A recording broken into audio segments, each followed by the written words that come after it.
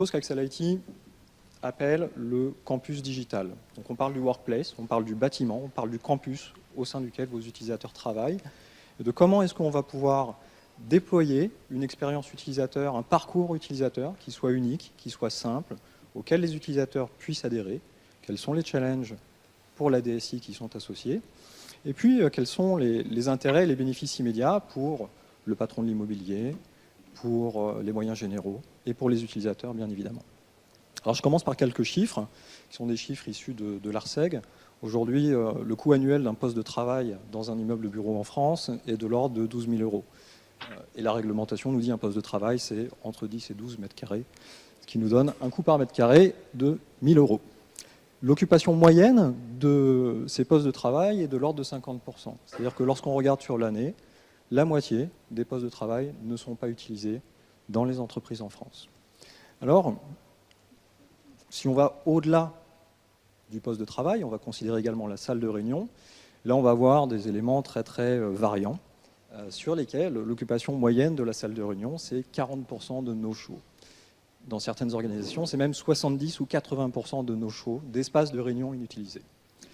On s'est un peu posé la question, il y a plein d'approches aujourd'hui pour gérer ça. Alors, on peut réduire le coût au mètre carré en mettant plus de gens au mètre carré. Bon, ça peut marcher, mais ce n'est pas très très moderne. Donc il y a d'autres solutions. On n'a pas choisi de travailler sur ces solutions, il y en a énormément qui existent, mais de proposer, promouvoir un écosystème de solutions qui vont se combiner et se découpler ensemble pour amener du service à l'utilisateur. Et là-dessus, on a choisi de travailler sur la frustration de l'utilisateur. Frustration de l'utilisateur, quand vous posez la question, alors moi je pose la question à mon fils de 16 ans, mais vous pouvez poser la question à n'importe qui dans votre entreprise et il va vous dire il faut du Wi-Fi. Bon, c'est pas de ça qu'on va parler, mais c'est quand même lié au sujet. On va choisir de parler de 3 cas d'utilisation très simples. La salle de réunion, première source de frustration après le Wi-Fi. La salle de réunion qui est occupée, les gens qui sont en retard, la salle de réunion que je ne peux pas réserver, que je ne peux pas trouver, qui n'est pas propre, qui est mal pensé, mal aménagé. On va parler de l'usage du bureau moderne, du bureau partagé, où là aussi on s'attend à ce que la gestion du bureau soit idéale, soit simple, et de la communication unifiée qui va avec le bureau partagé, parce qu'aujourd'hui, quand on va sortir l'utilisateur de ses mètres carrés habituels et qu'on va le mettre dans un bureau partagé, dans un coworking, dans un home working, eh bien cet utilisateur il va être face à des frustrations technologiques. Alors, pour les gens qui sont dans l'IT, la frustration technologique, c'est quelque chose, on travaille avec, on en est habitué. Mais pour un utilisateur type de l'organisation, c'est quelque chose de réellement pénalisant et c'est quelque chose qui fait qu'il se sent en droit d'exiger de la DSI des services qu'il a par ailleurs dans le grand public et que la DSI ne peut pas lui fournir, du moins ne peut pas lui fournir à un coût raisonnable. En bref, ce que veut l'utilisateur, c'est que ces espaces de travail, son espace coworking, son espace silence, son isoloir, son desk partagé, son desk à la journée, son bureau de passage, sa salle de réunion, son booth, son espace collaboratif, soient tous simplement, facilement accessibles, où qu'il soit, quoi qu'il fasse. Et il veut transporter avec lui son espace de travail personnel dans cet environnement-là. On va parler un petit peu de tout ça. Globalement, ce qu'on veut, c'est une salle de réunion propre, accessible, facilement identifiable, facilement réservable. Je n'ai pas besoin d'ouvrir la porte pour savoir si c'est occupé. Puis je n'ai pas besoin d'aller au bureau voisin pour demander, excusez-moi, est-ce que la salle de réunion d'à côté est libre ou pas. On pense souvent aux salles de réunion, mais on pense rarement aux gens qui travaillent à côté des salles de réunion. Si on a dans la pièce, je pense qu'ils savent exactement de quoi on veut parler. Alors, un des usages principaux aujourd'hui dans la communication unifiée, c'est la visioconférence. Pourquoi est-ce qu'on parle de la visioconférence? Parce que quand vous montez une visio de site à site, en tant qu'utilisateur type, c'est un réel challenge, c'est une réelle frustration. C'est quelque chose que les utilisateurs ne peuvent pas faire, ne savent pas faire et ne font pas parce que ça ne marche pas. On a choisi de travailler sur cette frustration en offrant aux utilisateurs une interface, pas d'intelligence artificielle, tout ça, une interface simple. Globalement, ce que veut l'utilisateur, c'est arriver en salle, appuyer sur un bouton et que ça fonctionne. Alors voilà l'interface qu'on propose. On l'a simplement modernisée pour mettre en salle une tablette sur laquelle je sois rassuré en rentrant en salle. Je vois sur l'écran affiché que c'est bien la salle que j'ai réservée. Il y a mon nom sur l'écran, il y a le nom de ma réunion, il y a l'heure de démarrage. Et j'ai un bouton vert qui me permet d'appuyer sur un bouton, de m'asseoir et de démarrer ma réunion. Quand sur une réunion de 60 minutes, vous passez 10, 15, 20 minutes à essayer de parler à votre interlocuteur et que vous n'avez pas commencé la réunion, c'est une perte de productivité énorme. C'est pour ça que les gens réservent des espaces de réunion et ne les utilisent pas, ou tout simplement ne vont plus en salle de réunion.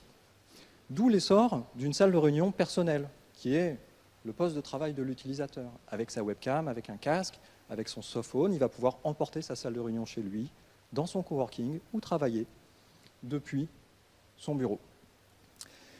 Cette même salle de réunion personnelle, on va la déployer sur un modèle que tout le monde connaît, qui est le modèle de la téléphonie, qui est le modèle du smartphone aujourd'hui.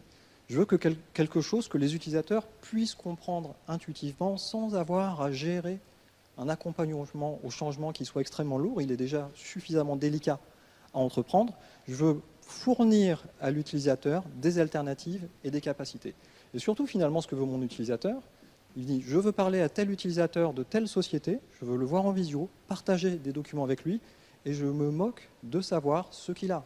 Je ne veux pas savoir s'il est sous Teams, s'il est sous Skype, s'il a une salle de visio Cisco, s'il a une salle de visio Avaya, s'il est par téléphone, je veux lui envoyer un moyen de communication, composer un numéro, composer une adresse email, et faire en sorte d'être mis en relation. Ce qu'on fait aujourd'hui tous les jours lorsqu'on appelle un utilisateur sur un téléphone. Je me moque de savoir que j'ai un téléphone Samsung et qu'il a un iPhone. Je me moque de savoir que je suis chez Orange et qu'il est chez SFR. Ça ne me concerne pas. C'est ça qu'on va chercher à offrir, et on va offrir ce type de solution avec de très nombreuses solutions du marché. On vient apporter une expérience utilisateur qui est simple. J'appuie sur un bouton et on vient apporter une interopérabilité totale avec les autres systèmes de visioconférence, avec les utilisateurs qui ne sont pas équipés de solutions de visioconférence et avec les solutions de collaboration. Une autre frustration qu'on a en salle, lorsqu'on démarre une visioconférence, c'est que souvent on ne peut pas partager un document de manière efficace. J'ai des câbles, c'est pas très standing, c'est pas très efficace, mais surtout j'ai l'arrivée des tablettes qui sont en salle, et depuis ces tablettes ou depuis ces smartphones, j'ai des documents aujourd'hui de mes managers. Comment ces managers font-ils pour partager ces documents sans avoir une complexité d'installation, de plugins, de boutons ou autres? Donc on va proposer pour cela des solutions aujourd'hui qui sont des solutions sans fil, qui sont des solutions universelles, qui vont fonctionner sous Windows, qui vont fonctionner sous Android, qui vont fonctionner sous iOS, qui vont fonctionner en web, pour permettre un partage d'écran sans fil. Adieu, le fil dans la salle de réunion. Enfin, sur la partie FlexOffice, qui dit FlexOffice aujourd'hui dit bien souvent une démarche capteur IoT, pour commencer. Ce qui signifie de déployer des réseaux IoT, qui fonctionnent sur du Wi-Fi, bien évidemment, que l'on va mettre sur les desks ou sous les desks, et qui sont des capteurs de présence.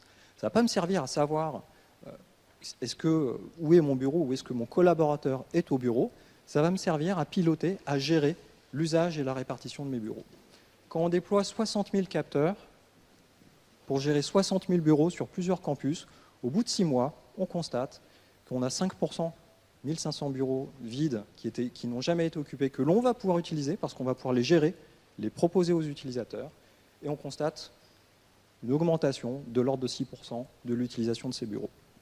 Ces mêmes capteurs vont également nous fournir des interfaces qui vont nous permettre de trouver un bureau sur un plan, de trouver une salle de réunion sur un plan, d'aller dans un espace non réservable.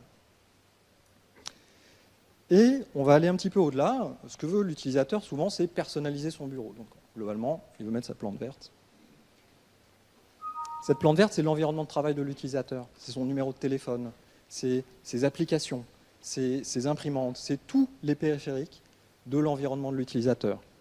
Alors, je peux travailler avec une vraie plante verte. Nous, ce qu'on va proposer sont des solutions toujours digitales. On va s'appuyer sur les solutions existantes pour amener l'environnement de travail de l'utilisateur à son bureau au moment où il est au bureau. Et on va travailler sur des solutions qui vont permettre de personnaliser cet environnement utilisateur, peut-être en ajoutant la photo du collaborateur pour qu'il puisse repérer son bureau et en ajoutant des mécanismes de réservation sur lesquels on va pouvoir s'appuyer grâce au badge de l'utilisateur. J'arrive, je pose mon badge, le bureau est à moi.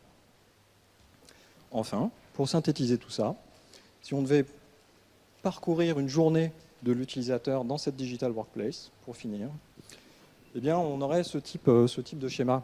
J'arrive au bureau, je book un desk, je trouve un desk, j'installe ma plante.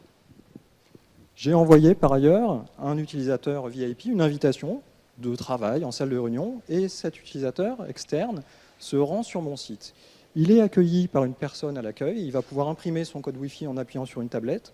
Au moment où il se déclare à l'accueil, moi je vais recevoir sur mon mobile une notification. Votre VIP est arrivé, il se dirige en salle.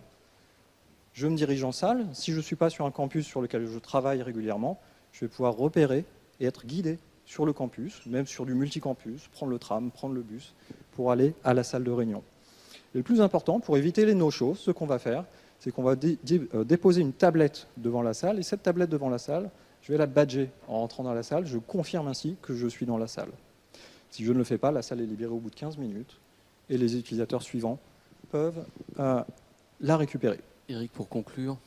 Et enfin, pour conclure, tout le monde quitte la réunion et je vais avoir à disposition de mon guest ou de mes utilisateurs des services d'information grâce à l'affichage digital qui va être intégré, commander un taxi, avoir des informations de circulation, des informations de trafic. Merci Eric. Merci à vous. Désolé de jouer le rôle de timekeeper. Et merci aussi de remettre un peu l'humain au centre du Flex Office.